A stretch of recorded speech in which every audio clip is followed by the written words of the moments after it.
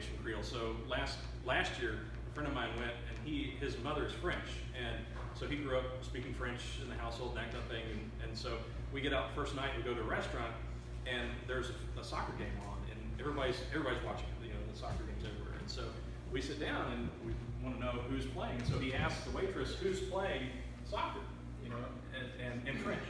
And she goes off. She says, she kind of looks confused. She goes off and she comes back and tells him watermelon or grape. So it's not exactly French.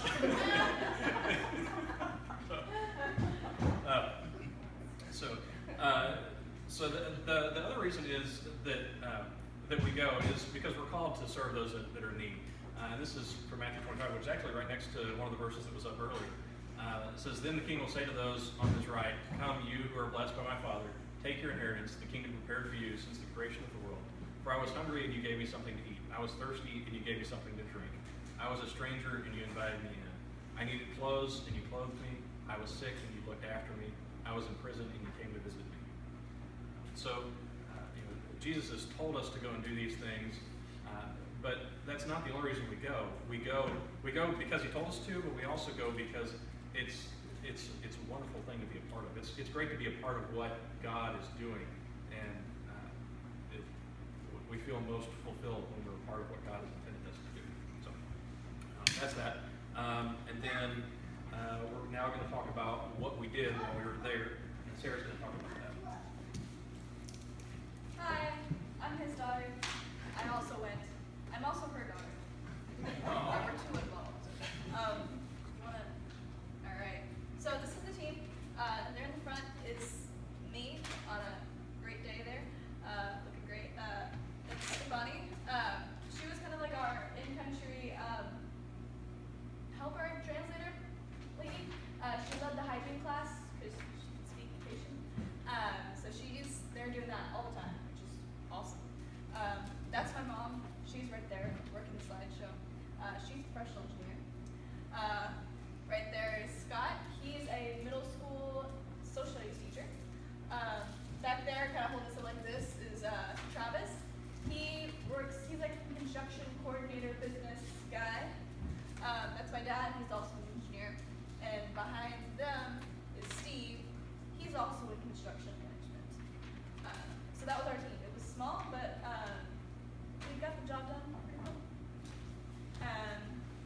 So obviously what we did, we went through our church faith bridge on a Living Water International trip to Haiti.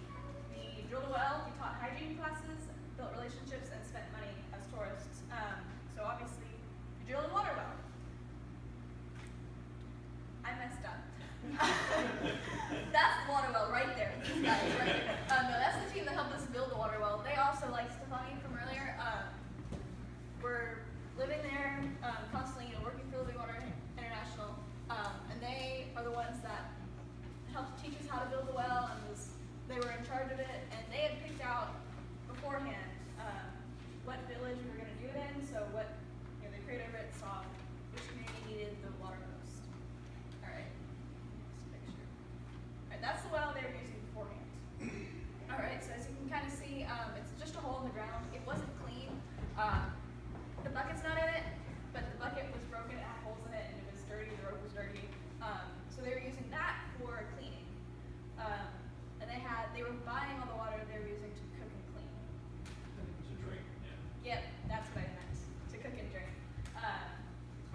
We're estimating they spend about half of their yearly income on water to drink and cook. So that's a lot of money. Anyway, that's a lot of their income. Yeah. So we built another well in Shrewd Nord. That's me working the drill rig. So yeah, this well that we were making here should serve about 1,500 families from in that community and people coming in around there. It was one of the best wells, water. It produced the most water that Dad had ever seen, and it was clean. It didn't have any smell at all. It was clear. Looked like I was down for that water. It was good water, guys. With the money that they're not now spending on water, buying water from Saks and stuff, that money can go to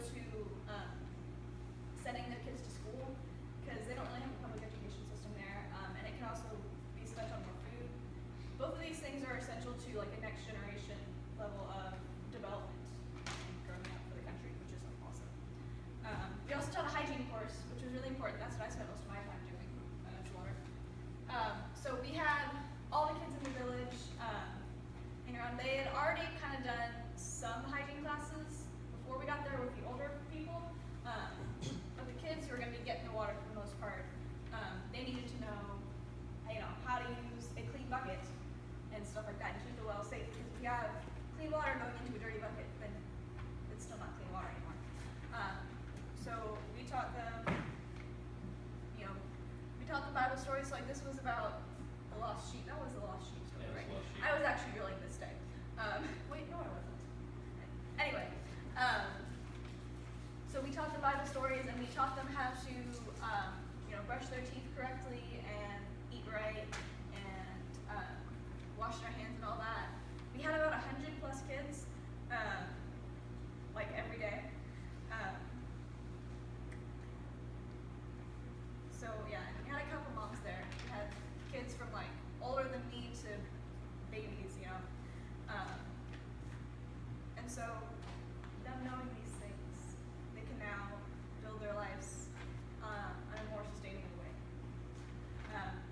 We also built relationships with the community members and also the kids, especially the kids. We played around. We played duck duck goose there. I think Dad taught them that. We played pin the tail on the donkey. We played pin the tail on the donkey. They were nuts with them, though. Yeah, they really liked pin the tail on the donkey. They got really excited about pin the tail on the donkey. There was cheering and jumping and screaming. It was intense, guys. So the real impact we had here was loving on these kids and showing people coming from the U.S. where we've got so much, but through God's love was where we were led to this place specifically for them and to show them love. And that's really what we did overall, was show kids love that is crazy. We also spent money as tourists. After a couple of that was the inside of the well. So like we went and saw the citadel that they've got there, which is actually really, really cool. They like built it themselves to protect from the French. And so we rode up on horses and we gave them money and we shopped in the areas. I got some cute necklaces. We went to the beach. And by spending money there, we actually sparked tourism. We gave jobs. We stimulated the economy and we provided jobs for lots of people, which was important to development and sustainability in a country. Now my mom's gonna talk. So Pictures of any of your climbers? they were all light bearers. They were all They our all- minors. We were all known as blonde, which is white. Sarah was known as Sarah. Yeah. Everybody was white. So she was, Sarah. yeah, her maid. Yeah. Super T, which is your child. They would ask me, Super T. Over there, she's over there. And so, who can go on these trips? We went through our church with Faith Bridge, but you don't have to go through a church or organization. You could just call up Living Water, and you can go on there. So a few years ago, this is about 3 years ago. You can see Steve was still on our team from our church, and he was another one. But this is Roger. We didn't know Roger. He just joined along with our church, and then the 5 of us that were from our church, and he came along, and he is over It was like 70, 70s, yeah. and he was on the trip.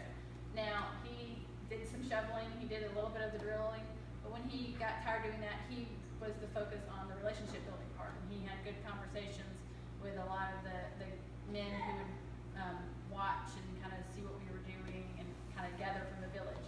And so, you don't have to be able to do the volcano method of concrete in order to go on a trip. You can just do whatever. Other than that, for the hygiene teachers, I had no experience. That's all the teachers. I had no experience doing hygiene. I'm not a nurse. I'm nothing. I'm a PE. I probably was better on the volcano method. But you just play with the kids and model the kids, and they have all the preparation materials, and you just go. And we got to take Sarah this time because she's over 14. So anyone over 14 can go. You just have to go with your parents if you're under 18. So don't forget to